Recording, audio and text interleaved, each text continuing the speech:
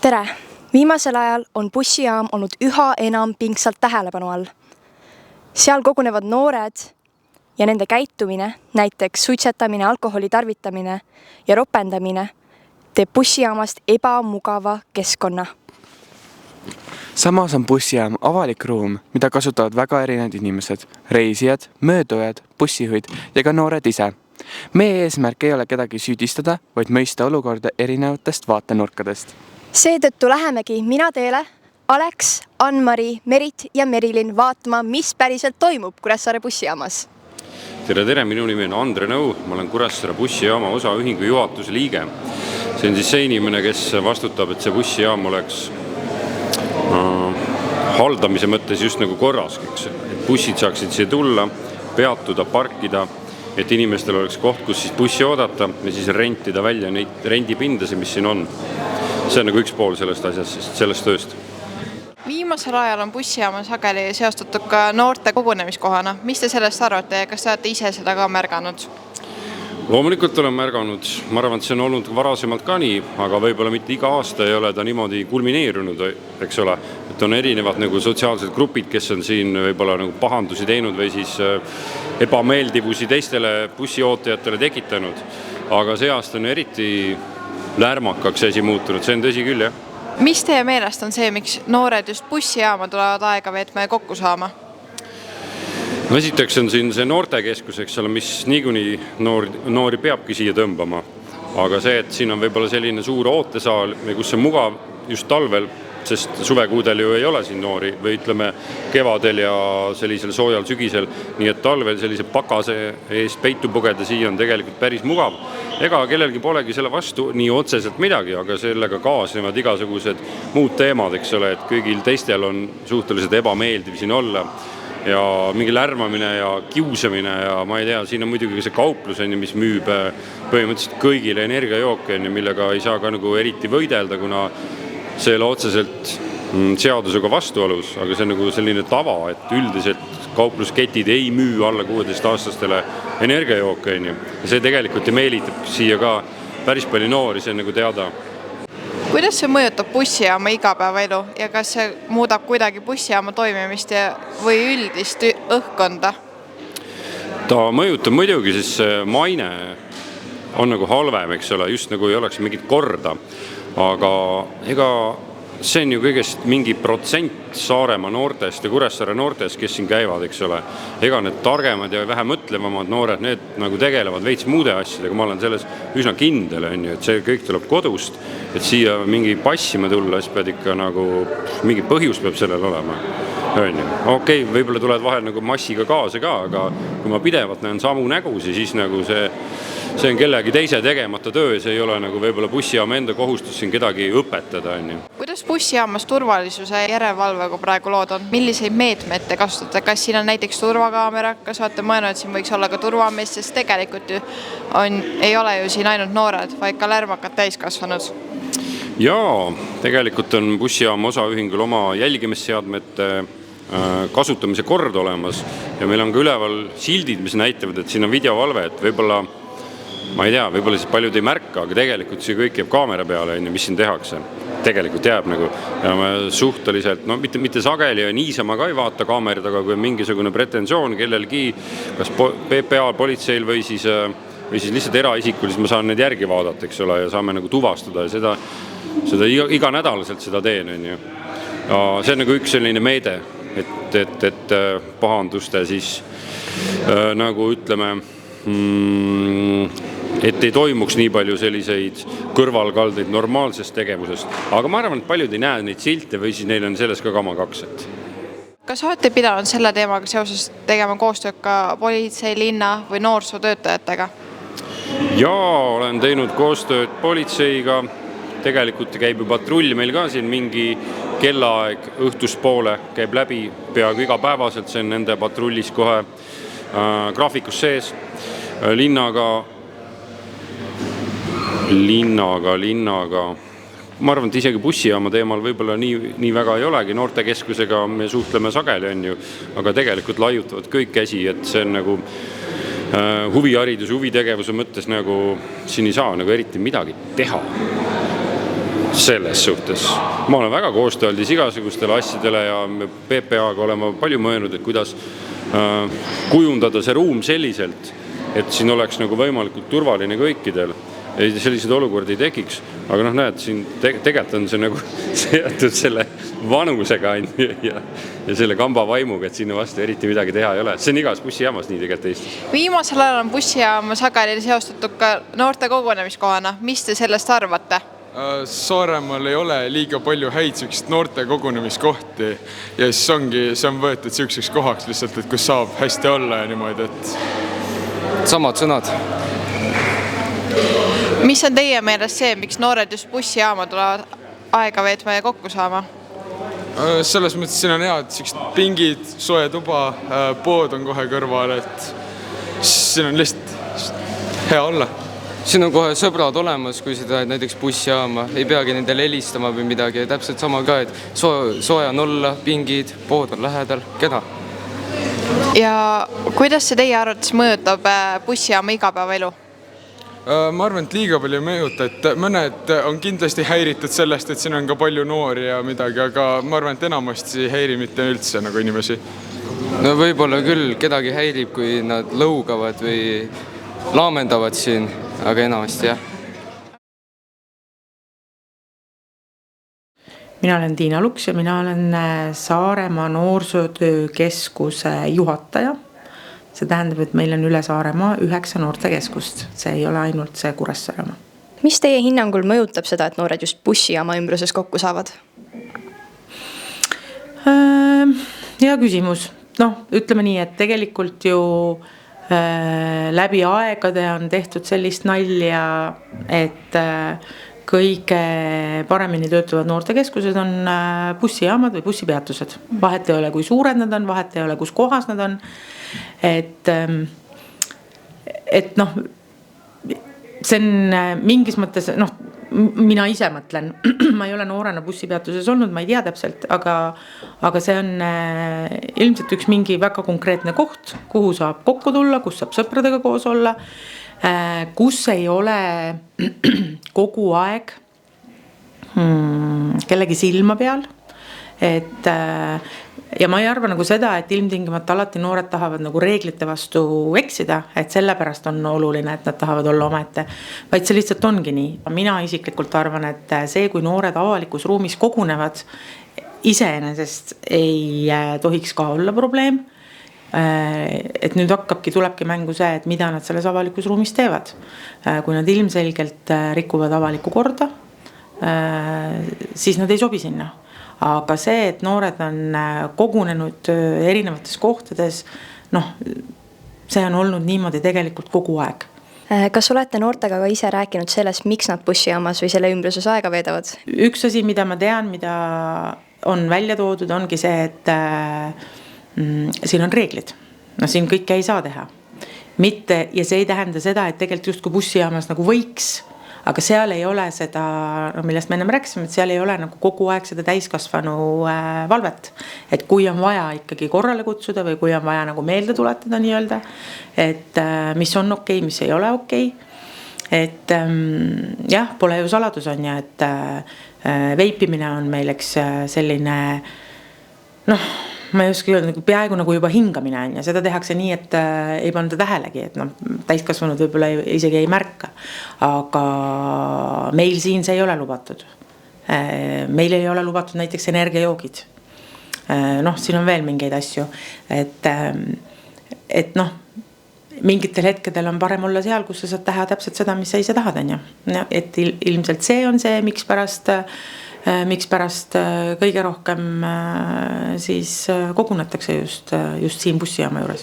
Mis on teie meelest see, miks noored just bussijaama tulevad aega veetma ja kokku saama?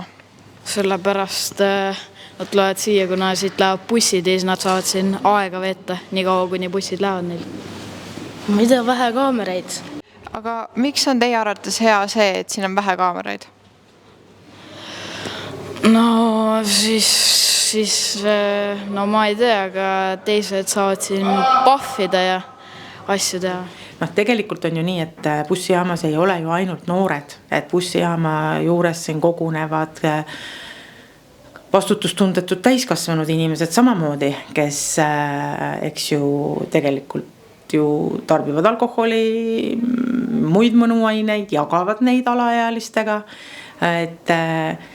Et selles osas me oleme ka teinud väga palju politseiga koostööd, püüdnud leida neid lahendusi, ja bussijaamaga samamoodi, et siin ei oleks tegelikult mingites kohtades nagu väga mugav olla. Et see on kõik selline ennetuse teema ja kogu selline avaliku ruumi kavandamise teema, et võimalikult mitte see, et inimesi nagu päriselt nagu ära ajada, aga et nad ei seaks ennast pikaks ajaks mugavalt kuskile sisse, kus saab nagu lihtsalt niimoodi olla ja tiksuda. Millised lahendused või muutused võiksid teie arvates aidata kaasa sellele, et bussijaama ümbrus oleks kõigile, nii noortele kui ka teistele linna elanikele turvaline ja meeldiv koht? Meie saame ikkagi jätkuvalt püüda selgitada, kindlasti ka ise suhelda nende noortega nagu väljas, et need on see on see, mis on meie võimuses ja ülejäänused, mida me suudame nagu koostöös nagu välja mõelda. Et mida rohkem muidugi noortel, mida rohkem nad on hõivatud mingite selliste teistsuguste tegevustega, seda vähem neid kindlasti siis ka bussijaamas on. Aga nad jäävad erinevatesse kohtadesse kogunema nagu aegade lõpuni selle üle. Selles ma olen täiesti kindel, et see käib lihtsalt selle juurde, mingitel hetkedel on seda rohkem, mingitel hetkedel on seda vähem. Ja ma ei saa nagu öelda seda ka, et ei saa täna ei julge enam näiteks öelda, et ka täiskasvanud võiksid ise, ma ei tea, rohkem sekkuda või et tähelepanu pöörata, sest ei tea, ühesõnaga, see ei pruugi olla turvaline, kahjuks. Aga samas jällegi ühiskonnana ja kogukonnana me ei tohi nagu silmi kinni panna, et kui mingit reaktsiooni ei ole, siis see annabki seda sõnumit kogu aeg, et nii on okei ja nii võib. Nii et see on selline $1 000 000 küsimus. Millised lahendused või muutused võiksid teie arvates aidata kaasa sellele, et bussijaama ümbruses oleks kõigile, nii noortele kui ka teistele linna elanikele, turvaline ja meeldiv koht? No ilmselt sellele oskaksid noored kõige rohkem vastata, ma ei tea tegelikult, mida nemad soovivad, aga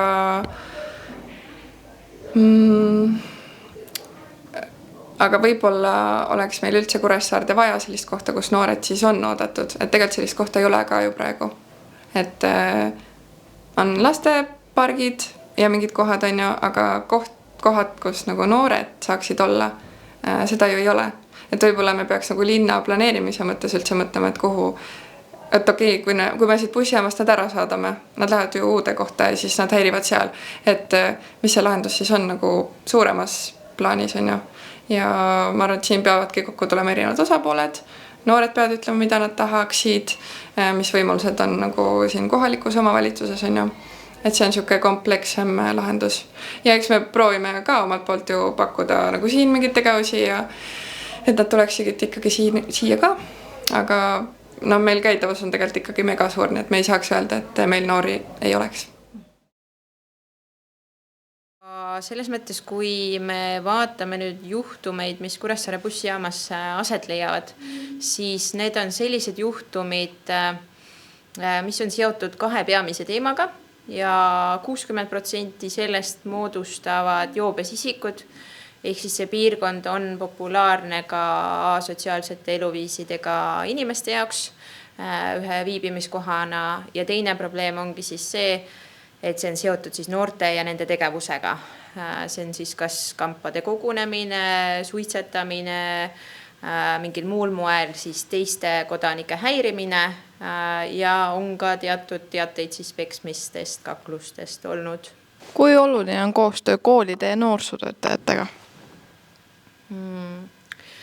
Ma võtaksin võib-olla sellest küsimusest selles mõttes kinni, et ma astuksin isegi sammu tagasi, et oluline on koostöö tegelikult mitte ainult koolide ja noorsootöötajatega, vaid tegelikult algab noore käitumine tänaval kodust. Ehk siis oluline on see, et lapsevanemad tunneksid huvi selles osas, kus nende lapsed viibivad, millega nad tegelevad, kuidas nad oma vaba aega sisustavad. Ja sealt edasi siis ütleme kõige lähem partner Kuressaare bussijaama näol on noortekeskus. Oluline on koostöö nendega ja infovahetus meil igapäevaselt selles osas toimib.